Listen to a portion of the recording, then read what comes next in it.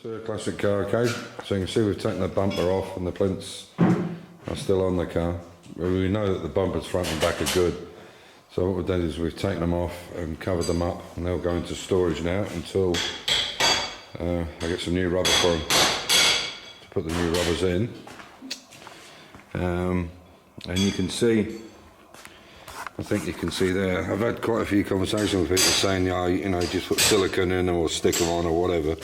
But you can see there's quite a gap there, and obviously it's not tight there, but this has got to be tightened up. The problem is I've got to undo them to put new rubbers in. So what I'm going to do is I'm going to try and cut them in at an angle to go round that piece. So there's one piece in it. Sorry about the camera. I should look through the viewfinder when I'm doing it. So you can see it there. If I can cut a corner out like that and stick it in the corner, I think it'll go round. In fact, I'll give that a shot now and try it and bring you back. You can see there we've cut this piece out of it. This is just a trial to show how it works. Now he's going to put it into that corner one. This is not set up right exactly. I'll get out your light, hang on. And you can see that would work perfectly around the corner. Maybe it's too short, but... It's too bit short to do it, but... Hang on, sorry. Where are we? We don't have all lights. Yeah, but you can see it would work. That will go around that corner perfectly. So that's what I'm going to do when I buy some new stuff. And we'll redo them all. We'll take off the back bumper as well. And do the same thing, wrap it all up. There are a few little modifications we have to do. That bolt is too long down the back there. But when I put the new rubbers in and set it up, I'll cut them off right at the end of the thread. So we'll take that off. Okay, inside the car you can see I finished the tunnel up. It's all bolted in place now. Looks real nice. I'll take you around the other side. And one other big change we'll make is we'll get rid of these. These are just in just now. These are like E-type washers off the bonnet of an E-type. What we'll do is go with these because they're nice and flush almost. So I'll buy a bunch of these and change them all for that style, so they don't protrude up on the carpet. I mean, there'll be backing, which is quite thick and everything that comes right the way across here and the whole thing. But I think that's much better than that, especially on top of that inspection plate. Well, it's not. This is the plate for the jacking point here. You can see there's a square there. So you push the jack, you open the door, push the jack down, push it in, and then wind it from the top here. And it's just a cover for it. It's just quite a neat idea, so you're getting dirty, I guess. So there you go. And this would have been, originally this would have been a solenoid, probably an overdrive solenoid, and that's why this casing was made like that. Because the car did have a overdrive system, electronic overdrive system. I think that's where the solenoid was. I'll have to check.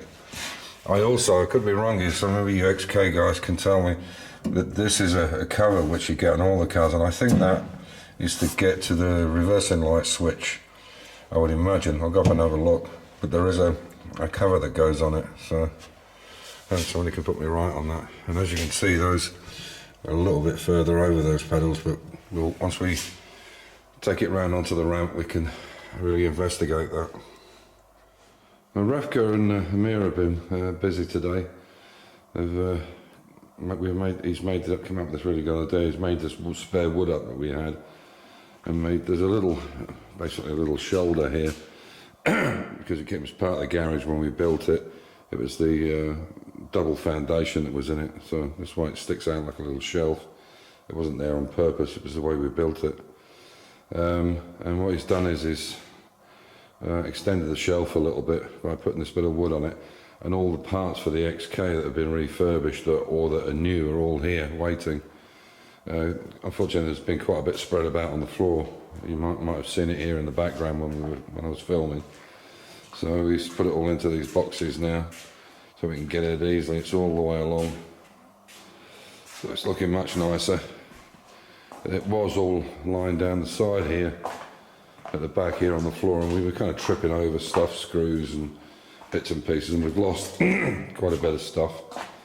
Not lost, but mislaid it, if you like.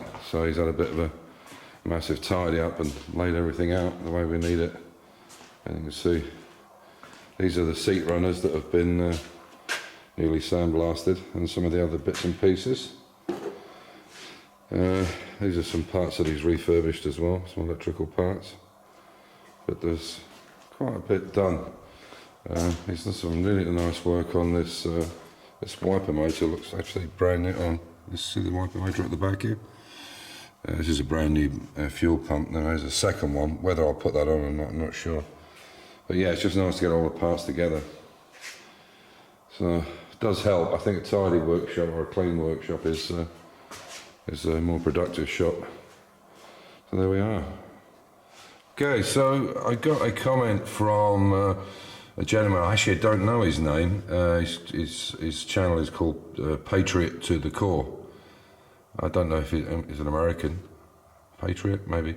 Anyway, thank you for your suggestion. It was something I'd actually talked about with Amir some time back, because even though the XK, this is the wing that we've taken out here on the side you're looking at, would have been a full wing like it is on this side for the non-S specification car, because it was twin carburetors, which are more kind of in the middle. And I wanted to do this S spec because I had a E-type cylinder head and the carbs and so on. Anyway, as you can see, it's quite boxed in there. There's not a lot of air getting to it. You can see that the main filter housing is quite under the wing there, pretty shrouded, and there's a big panel there which is solid. And so any air that it's going to get, which is what the viewer was saying as well, is that all you're really going to get is a lot of hot air from the engine coming up into the carbs. Now obviously it's going to work, but obviously like the track car where it has the piping in it, I'll take you down in case you're a new viewer. You can see there's piping in there going round, and it goes round into this box here which is mounted inside with the Weber carb. So the carburetor only takes air, cold air, and above it's not coming off the engine whatsoever. It's shielded a bit from the engine. That's what that gold stuff is from. So yeah, so going back to it, I just want to explain what I'm thinking here. Now obviously when these cars were built, the roads were pretty piss poor, I would think, in the UK or America or wherever. Generally they would have been not piss poor, but they wouldn't have been great, and they certainly wouldn't have been doing the kind of speeds that they're doing now. Maybe on a track possibly. And although I probably think it doesn't actually need anything altered, it'll run fine enough. But I think it will run better with some cooler, cleaner air going into it. So what I've come up with, and as I said, it was a suggestion of this chap, Patriot to the Core, is what we're going to do under the wing here. You can see we've put the tyre on just to make sure that there is enough room, and obviously we bring this down off the axle stands first. But you can see under here where that box is. Now what I'm thinking of doing, or what we're going to do, is put a small 25 mil hose in there. It will come through here. It will go along and along through these holes. I hope you can see that top hole there, and then come down onto where those two holes are on the front. They are for wiring to come through, and there's grommets going them. So I'll put a 25 mil hole in there. I'll then take you back round, and that will end up right here. We'll use a pipe very similar, but only 25 mil, which doesn't seem much. Then we'll put a little vent in here to catch it, so that the air's being forced, not just forced, but pushed up there. Because there'll be quite a lot of air pushed onto the front of this radiator. And there's no reason why it won't push it on. We'll do it so it sits a little bit proud. I can make some kind of metal cowling, and we'll put that on there, and I think that'll make a difference. Now I'm sure I'll get quite a few people saying, well, it's not original, and if it was needed, there's no need to put it on. But I just think it's not something that we can put back or change back, and I think it'll enhance the power in the car, and I just think it'll run better. It certainly do the engine it'll do the engine a power of good compared to having sucking in hot, oily or smelly gases rather than a nice clean air. I mean, obviously it's going to get air from the back as well. It's going to suck from there, but if we push that air into that huge gauze filter, I think it'll enhance the whole car. So there we are.